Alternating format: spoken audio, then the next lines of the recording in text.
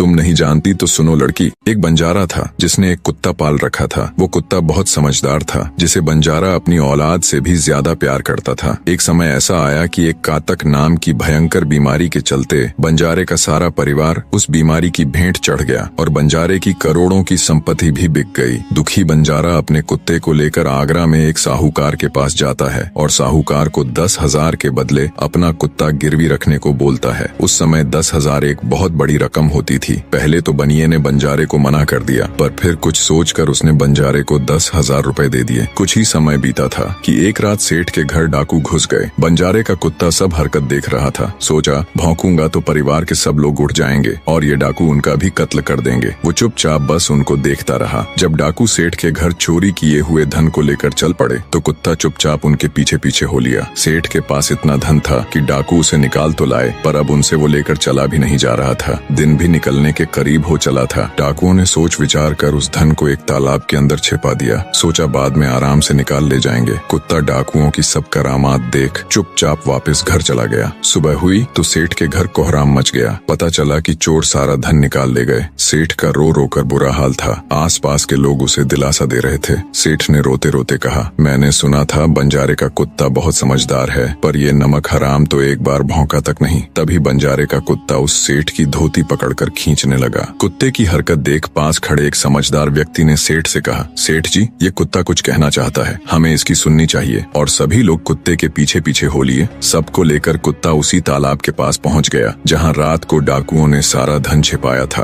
और तालाब में घुसकर अशर्फियों से भरी थैली अपने मुंह में दबाकर बाहर आया। तुरंत सेठ के नौकर उस तालाब में कूद गए और चोरी किया हुआ सारा धन बरामद कर लिया। सब देख सेठ आंखों में अश्रु लिए कुत्ते से कहता है, मुझे माफ कर देना, मैंने तुम्हें बहुत बुरा भला कहा। सेठ ने वही कागज मंगवाया और बंजारे के नाम चिट्ठी लिखी, भाई बंजारे, तेरे कुत्ते ने मेरे 10,000 पूरे कर दिए। मैं तेरे कुत्ते को तेरे पास भेज रहा हूँ। अगर तुझे और भी 10, 20, 50,000 की जरूरत हो तो मेरे पास आकर ले जाना। इतने समझदार कुत्ते को मेरे पास छोड़ने के लिए तहे दिल से तुम्हारा धन्यवाद। बनिया चिट्ठी कुत्ते के गले में टांग उसे नम आंखों से विदाई देता है। कुत्ता घूमता घूमता जब 4-5 दिन बाद बंजारे के पास पहुंचता है तो कुत्ते को आता देख बंजारे के तन बदन में आग लग जाती है। कहता है, मैं तुझे बनिए के पास गिरवी रख कर आया था और तू वहाँ से भाग आया। तूने मेरी बेइज्जती करवा दी। गुस्से में अंधा हुआ बंजारा तुरंत पिस्तौल निकाल कुत्ते को गोली मार देता है और सिर पकड़कर वहीं बैठ जाता है। कुछ देर बाद जब उसकी नजर कुत्ते के गले में टंगी हुई पर्ची पर पड़ी तब बंजारा वो पर्ची निकाल उसे पढ़ता है। पर्ची पढ़ते ही बंजारा फट पड़ता है। वो दहाड़े मार मार खून के आंसू रोता है। पर अब भला क्या हो सकता था। बंजारे की कहानी सुना महेंद्र गुप्त ठग की बेटी से कहता है, एक और कहानी सुनो लड़की।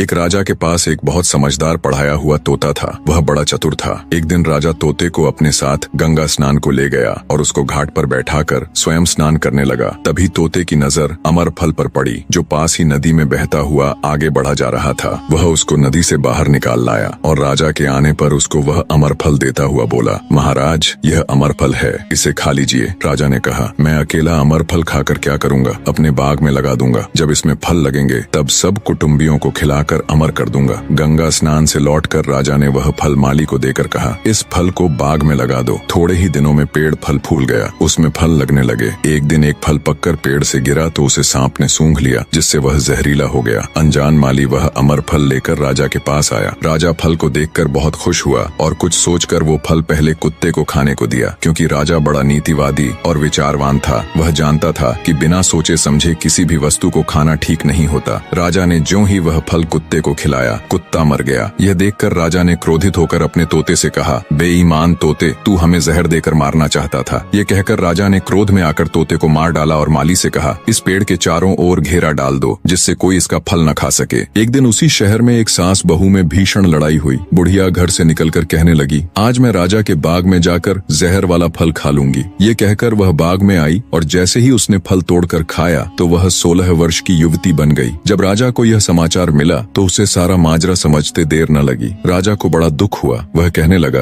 वास्तव में यह अमर फल ही है, मैंने व्यर्थ ही इतने समझदार तोते को मार डाला। इतनी दास्तान कहते कहते सवेरा हो गया। तब ठग की बेटी ने महेंद्र गुप्त से कहा, आज तो तूने मुझे बातों में लगाकर अपनी जान बचा ली, परंतु आज रात मेरी छोटी बहन की बारी है, वो तुझे हरगिज जीवित न छोड़ेगी। जब ठग की छोटी बेटी को पता चला कि महेंद्र गुप्त जिंदा और बिल्कुल सही सलामत है तो उसकी खुशी का ठिकाना न रहा। अपनी बहन को दिखाने के लिए ऊपरी मन से बोली, तुम निश्चित निश्चित रहो बहन, मैं आज इससे लाल लिए बगैर छोड़ने वाली नहीं हूँ। दिन बीता और रात हुई, तब ठग की छोटी बेटी महेंद्र गुप्त के पास गई और बोली, भगवान का शुक्र है जो तुमने चालाकी से अपनी जान बचा ली। महेंद्र गुप्त बोला, तुम सब ऐसा क्यों करते हो? तब ठग की छोटी बेटी बोली, हमारी तो यही रीति है कि मेरे भाई और बाप मुसाफिरों को पकड़ कर लाते हैं और हम बहनें अपनी चालाकी से उनसे माल हथिया कर उन्हें मार डालती हैं। फिर वह बोली, पर तुम चिंता मत करो, अब मेरी बारी है और मैं तो दिलो जान से तुम्हारी दासी हूँ, तुम्हें जैसा समझ पड़े वैसा ही करो। यह सुनकर महेंद्र गुप्त बोला, प्रिय, तुम भी मुझे देखते ही पसंद आ गई थी। दिल करता है कि हर पल तुम्हारे पास ही रहूं। तुम अपनी बड़ी बहन की तरह नहीं हो, तुम एक नेक दिल औरत हो, तुमसे मेरा कुछ भी छिपा हुआ नहीं है। उसकी बात सुनकर ठग की बेटी ने कहा, तुम कहते हो कि मुझसे कुछ भी छिपा नहीं है, तो फिर वे लाल कहाँ हैं? महेंद्र गुप्त ने कहा, वो चारों लाल मेरी जांघ में हैं, अगर तुम निकालना चाहो तो निकाल लो। राजकुमार की बात सुन ठग की छोटी बेटी बोली, प्यारे, वो लाल तुम्हें ही मुबारक हो। मैं तो तुम्हारी दासी हूँ, तुम्हारे दर्शनों की प्यासी हूँ, मुझे तुम्हारे सिवाय और कुछ नहीं चाहिए। ये सुन महेंद्र गुप्त बोला, जो कुछ तुमने कहा है वह तो सब ठीक है, लेकिन ये प्यार और प्रेम की बातें सब धरी रह जाएंगी जब हमारे शरीर में प्राण ही नहीं रहेंगे, क्योंकि जब तुम्हारे बाप और भाइयों को इसका पता लगेगा तो हम दोनों की खैर नहीं। तब ठग की बेटी बोली, तुम चिंता मत करो, मेरे पास इसका भी उपाय है। आज रात को सबके सोने के बाद हम यहाँ से भाग चलेंगे और कहीं बहुत दूर रहेंगे जहाँ कभी मेरे भाई और बाप पहुँच न सके। महेंद्र गुप्त बोला, पर ये सब होगा कैसे? बोली, यहाँ से निकलने का एक ही उपाय है। मेरे पिता के पास 2 ऊँटनियाँ हैं, उनमें से एक तो दिन भर में 60 कोस चलती है और दूसरी दिन भर में 100 कोस चलती है। तुम उनमें से बड़ी वाली को खोल लाना, तब तक मैं हम दोनों के लिए कुछ धन बांध कर रख लूंगी। जब आधी रात हुई तब महेंद्र गुप्त ऊँटनी को खोलने चला गया। महेंद्र गुप्त ऊँटनी ले तो आया, मगर जल्दबाजी के कारण वह बड़ी के स्थान पर छोटी को ले आया। ठग की बेटी बहुत सा माल लेकर ऊँटनी पर बैठ गई और दोनों चल दिए। ऊँटनी जब चलते चलते 60 कोस पहुंची तो जंगल में रुककर खड़ी हो गई।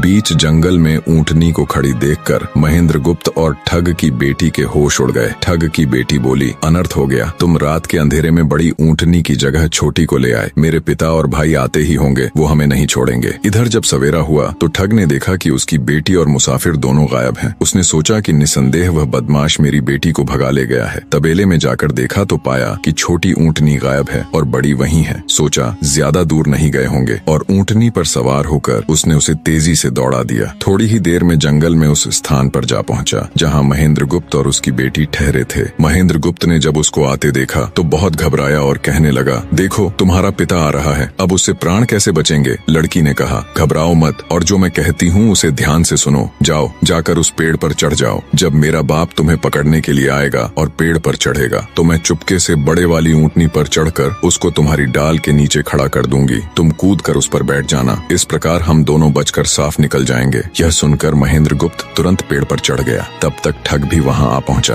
पिता को देख उसकी बेटी ने फंड करते हुए कहा, पिताजी, ये दुष्ट मुझे धोखे से यहाँ भगा लाया, आप इसे छोड़ना नहीं। ये सुन गुस्से से तिल मिलाया ठग महेंद्र गुप्त को पेड़ पर चढ़ा देखकर ऊँटनी से उतरा और उसे पकड़ने के लिए पेड़ पर चढ़ने लगा। बाप के ऊँटनी से उतरते ही मौका देख ठग की बेटी ऊँटनी पर चढ़कर उसे महेंद्र गुप्त की डाल के नीचे पेड़ के पास ले आई। महेंद्र गुप्त तुरंत कूद कर उस पर बैठ गया। महेंद्र गुप्त के बैठते ही ठग की बेटी ने ऊँटनी को दौड़ा दिया। ठग हाथ देखता रह गया। ठग की बेटी और महेंद्र गुप्त कई दिनों का रास्ता तय कर एक शहर में पहुंचे और दोनों वहीं बस गए। वहां महेंद्र गुप्त ठग की बेटी के साथ आराम से दिन गुजारता रहा और जब उसके देश निकाले की अवधि पूरी हो गई तब वह उसको लेकर अपने राज्य चला गया और उसके साथ शादी कर हंसता खेलता जीवन व्यतीत किया।